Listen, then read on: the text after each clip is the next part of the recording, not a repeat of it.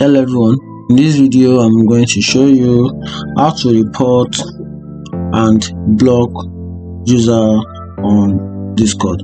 So for you to block and report user on Discord, here is how you can get it done.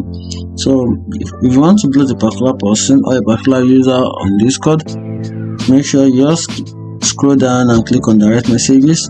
If you have the person on your friend list, just go to your friend list, then pick the friend with his online friend that you want to block. Just make sure you find the particular user you want to block.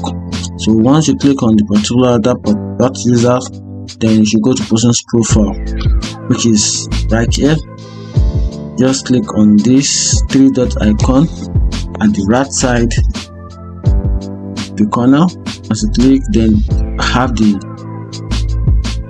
options to block the user, or you can easily report the user. So that you block or you report, and that's it. If you find this video helpful, like and follow for more. Thank you.